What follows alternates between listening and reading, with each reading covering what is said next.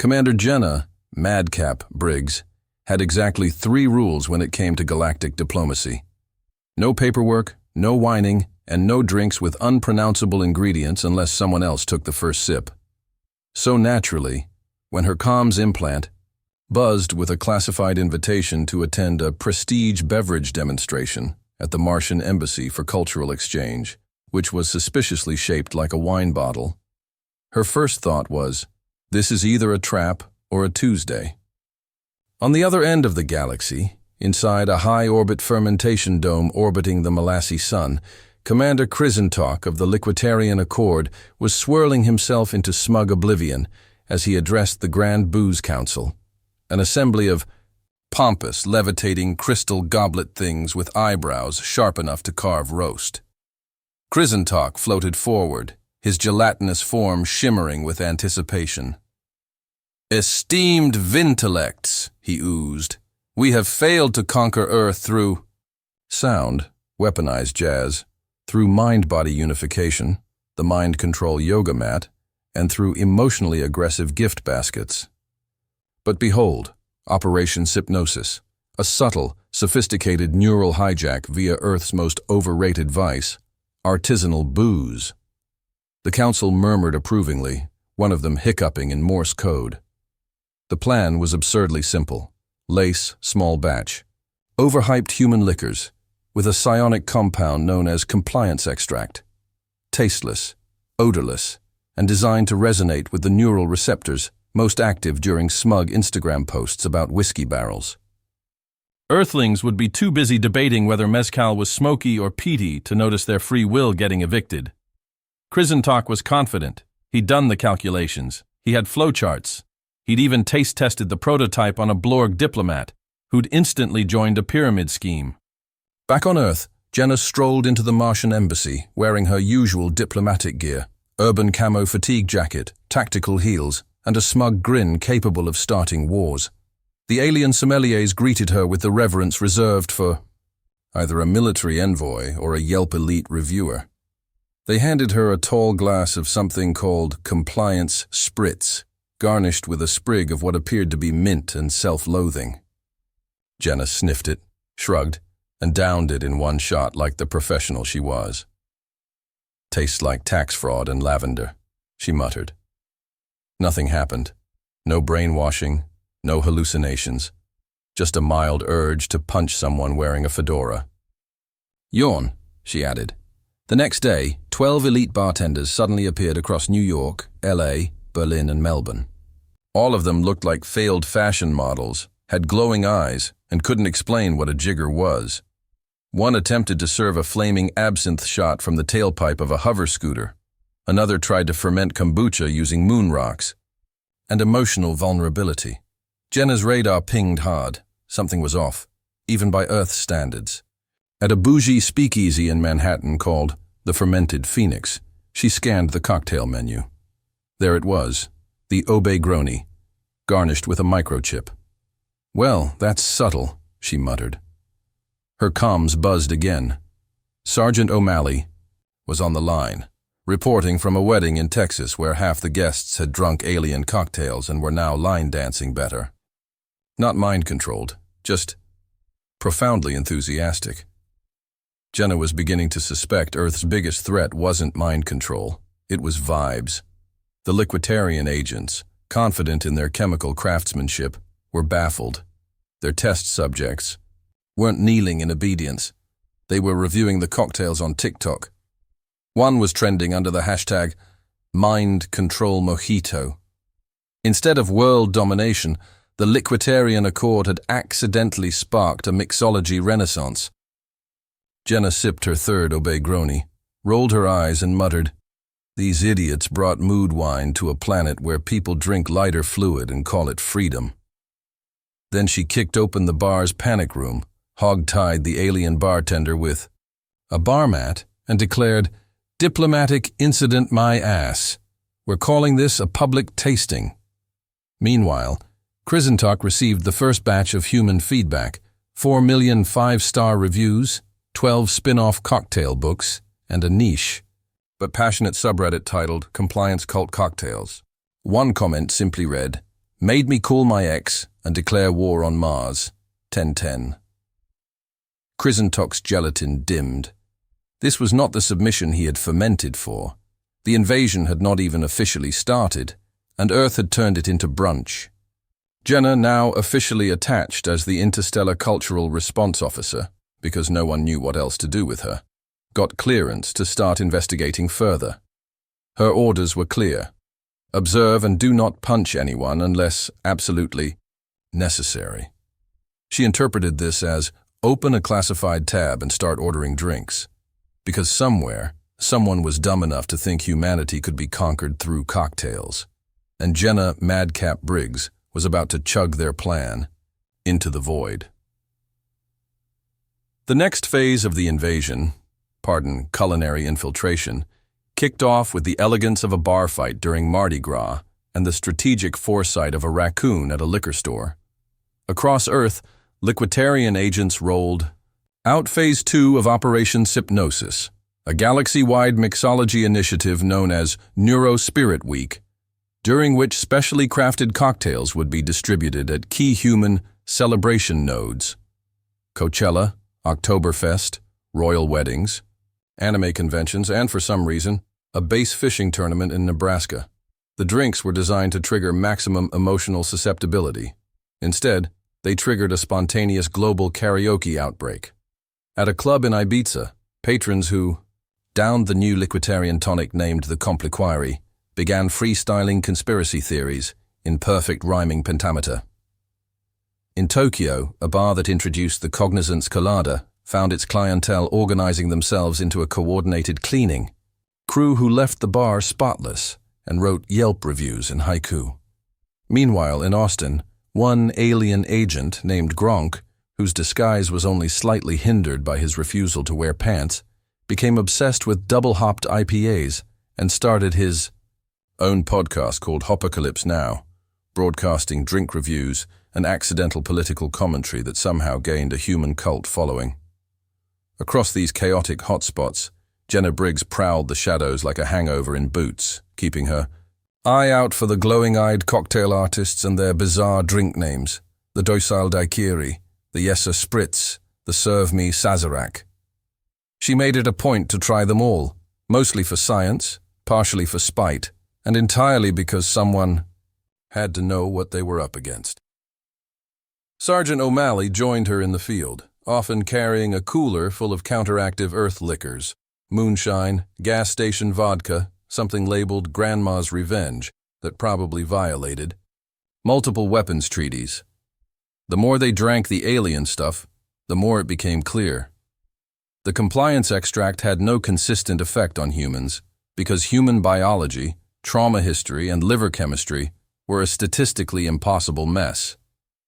One guy blacked out and woke up fluent in Italian. A woman in London claimed the Obegroni made her finally understand the stock market. In fact, the only clear result of the cocktails was a general increase in party planning, erratic dancing, and unusually strong opinions about bitters. The Liquitarian Accord was baffled. Krizentok ordered his agents to focus distribution efforts during emotionally charged events, funerals, political rallies, the release of a long-awaited video. Game sequel, hoping the cocktails would sync with collective grief or tension. Instead, people started hugging more, exchanging playlists, and live-streaming their breakdowns with cocktail pairings. Jenna intercepted one such live-stream featuring an alien disguised as a hipster bartender named Dill N, who began to sob halfway through describing the soul notes of a psionic-infused absinthe martini. She tackled him mid-moan and discovered he'd actually defected, opened a bar, called Mood Swings, and was writing a recipe book titled Liquor and Let Cry. By now, the Liquitarian operatives were losing track of their mission. Some just stopped reporting in. One had joined Burning Man and refused to leave. Others began swapping compliance extract for human bitters because they're just more nuanced. Jenna, half drunk, half smug, and entirely fed up, stood before a UN intelligence debrief and said, "With all due respect, gentlemen, they're not conquering us. They're turning into us." She launched a counter-operation under the perfectly legitimate military codename MARTINI, Military Alcoholic Response Team for Interstellar Neutralization Initiatives, composed of ex-Marines, frat boys, Eastern European grandmothers, Retired bartenders, and one very angry nun. Their goal? Drink, infiltrate, and out-party the enemy until the aliens either surrendered or passed out from existential dread. Jenna personally trained each recruit in advanced techniques like diplomatic tequila slapping and passive-aggressive toast proposals. She field-tested new cocktails like the Reverse Manhattan, which contained no alcohol but included a tiny speaker that insulted you in your mother's voice. Back in Liquitarian Command, Krizentalk's faith was fracturing. He watched one of his top agents live-streaming a mixology duel with a human named Tito in a Miami dive bar, while the crowd chanted, "Chug or die."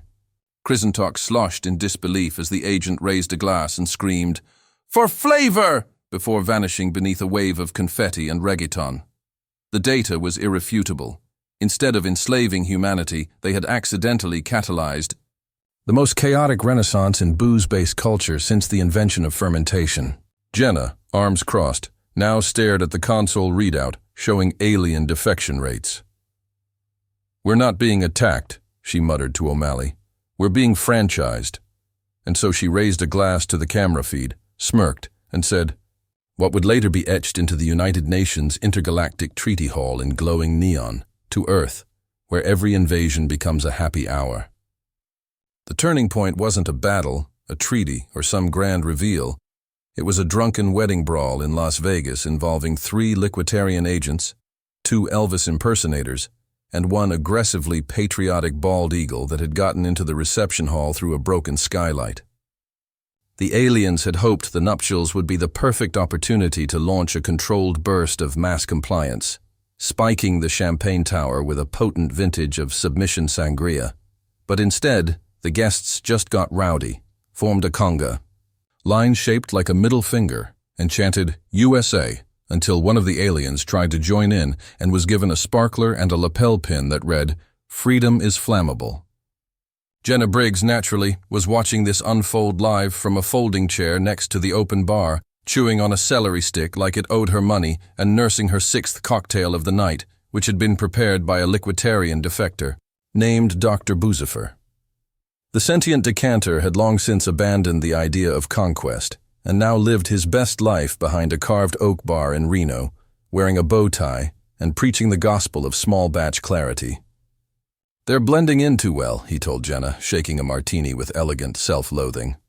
"Some of my former colleagues are requesting tattoos and ironic facial hair. One started dating a human DJ. She has opinions about vinyl." Jenna sighed. Operation MARTINI had grown into a loose confederation of cocktail operatives across the planet, each one blending military-grade party tactics with cultural sabotage. Sergeant O'Malley had turned beer pong into a precision strike training exercise. Grunk, the IPA-obsessed Liquitarian, now wore denim and cried during country songs. And Jenna herself had gone semi-rogue, turning Earth's embassies into impromptu tasting lounges, baiting Liquitarian agents with rare rum and flipping them faster than pancakes on boot camp Sunday. But not everything was going according to plan. While Earth's population was largely immune to the chemical effects of compliance extract, mostly due to pre-existing damage caused by bad decisions and fast food, the aliens weren't designed to handle emotional unpredictability. Their morale was plummeting. Several defectors began hosting therapy nights titled Feelings and Fermentation. One operative in Berlin quit mid-mission, walked into a rave, and now performed interpretive dance under the alias DJ Subtext. Krizentalk, watching his empire dissolve over a slowly depleting glass of synaptic Pinot, convened an emergency session of the Booze Council. But even the council was splintering. One of the elder Vintelects had defected to Tuscany to open a vineyard and blog about wine pairings for human sarcasm. Another had joined a support group for beverage-based war crimes. In a desperate bid to reassert control, Krizentalk sent out a final, hyper-concentrated batch of compliance extract cocktails, codenamed Absolute Obeyance, and targeted simultaneous human gatherings across Earth, sporting events, bachelor parties, and a massive wine and cheese convention in Paris. Jenna intercepted the plan after one of her MARTINI scouts disguised as a barback overheard two aliens whispering in emotional undertones behind a keg of rosé. She moved fast, assembling a unit of professional partiers, blackout-prone influencers, retired Navy mixologists, and one very sarcastic teenager named Lexi, who had once hacked a breathalyzer to play Taylor Swift songs.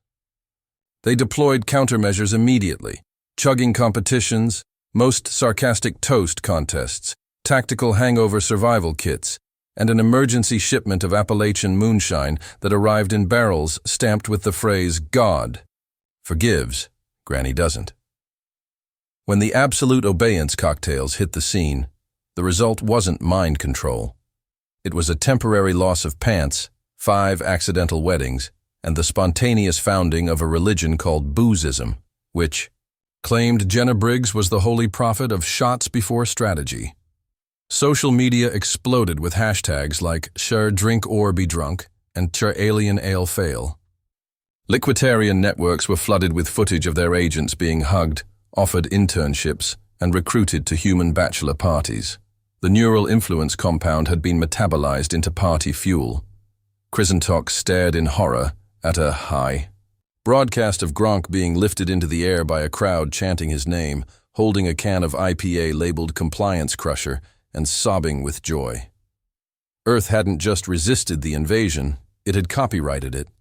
Jenna walked into a debrief carrying a martini glass shaped like a grenade, slapped a defector dossier onto the table, and announced, "Sir, we've successfully weaponized hospitality."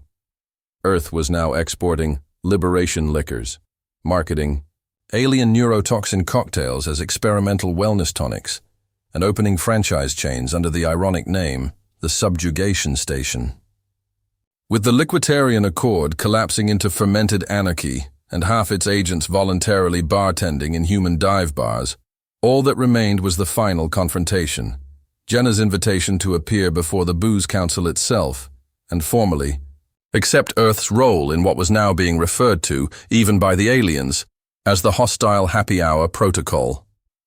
And she had every intention of arriving drunk, dressed to kill, and carrying a flask filled with the distilled regret of 4 generations of Marines. Jenna Madcap Briggs arrived at the Grand Fermentation Chamber, the Liquiditarian Accord's seat of power, with the poise of a Navy SEAL and the swagger of someone who'd once chugged tequila through a snorkel during a hostage rescue. The chamber floated in the misty gas layers of planet Ventari Prime, a colossal crystalline dome filled with hovering taste auditor drones, giant banners embroidered with pairing notes, and a floor that shimmered like the inside of a champagne bubble. The Booze Council floated before her, still resembling sentient wine goblets with judgmental eyebrows, though now several of them were visibly fogged over and sweating through their stems. Krizentok, reduced to a twitchy swirl of desperation, drifted to the center platform and cleared his vocal vents with a wheeze. "Earthwoman," he began, voice warbling like overshaken Prosecco, "we formally demand an explanation. Your species was supposed to be subdued, submissive, subtly sauced." Jenna grinned like a wolf in a tasting room and unhooked the flask from her hip, engraved with the words, "Diplomacy is just combat with glassware." She poured a shot into a crystalline council decanter. The liquid hissed as it touched the surface, sending shockwaves through the chamber's flavor matrix. "This," she said with a calm that could kill crops, "is a sample of my Uncle Bo's tactical moonshine. It's brewed in a converted bathtub with zero safety oversight and a prayer to Saint Regret." She downed her shot and slid the rest forward. "You were trying to brainwash us with cocktails. Turns out, we treat mind-altering substance as both sport and spiritual experience. You wanted compliance. We gave you brunch." A silence hung in the chamber so thick it could have been aged in barrels. The Booze Council began short-circuiting emotionally, especially when the moonshine ignited their tasting sensors. One screamed, in a note only dogs and philosophers could hear.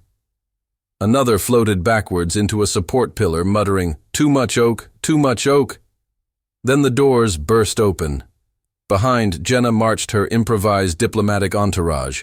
Sergeant O'Malley, wearing a Hawaiian shirt and sunglasses he definitely wasn't authorized to own. Gronk, the IPA alien blogger, holding 2 six-packs and a boombox blaring Beastie Boys. Dr. Boozifer, wearing a velvet bartending apron with "Mixology Not Monarchy" embroidered in gold, and Lexi the teenager, now Earth's unofficial ambassador. A viral chaos, live-streaming the entire hearing with captions like, "Y'all effed around, now meet find out." Jenna stepped forward again. "You failed not because your plan was stupid, though, let's be honest, it was," she added, shooting Krizentok a look that aged him 3 fermentation cycles. "You failed because you didn't account for the fact that Earth has the highest concentration of unfiltered lunacy per capita in the galaxy. We don't drink to obey. We drink to forget how many warning labels we ignore daily. Your extract made us better, stronger, weirder. You handed us your most dangerous tech, and we turned it into a dance-off with sentient shot glasses in Albuquerque." One of the council members hiccuped sparks. Another wept openly and whispered something about pairing despair with hope and juniper. Jenna leaned casually against the ceremonial podium. "So here's the new deal. We're not pressing charges for the attempted chemical subjugation, on account of how funny it was. But Earth now owns the distribution rights to every failed bottle of compliance extract. We're calling it Happy Hour Serum TM and selling it as a boutique euphoria enhancer.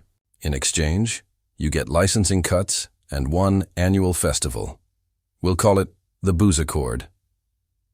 Krizentok tried to protest, but only managed a half-hearted gurgle before collapsing into a puddle of existential dread. The Booze Council, seeing the inevitability of their cultural assimilation into Earth's debauchery industrial complex, voted, unanimously and a little tipsily, to approve the deal. And thus, Earth became not just a galactic superpower, but the galaxy's premier supplier of unregulated joy and borderline lethal cocktails. 1 year later, Jenna stood on the central stage of the first Pan-Galactic Bartender Summit, held in Las Vegas, which had recently been declared a neutral diplomatic zone and renamed New Oblivion. Her title, now officially Supreme Admiral of the Liquor Fleet, was printed in neon across a 15-story holographic billboard.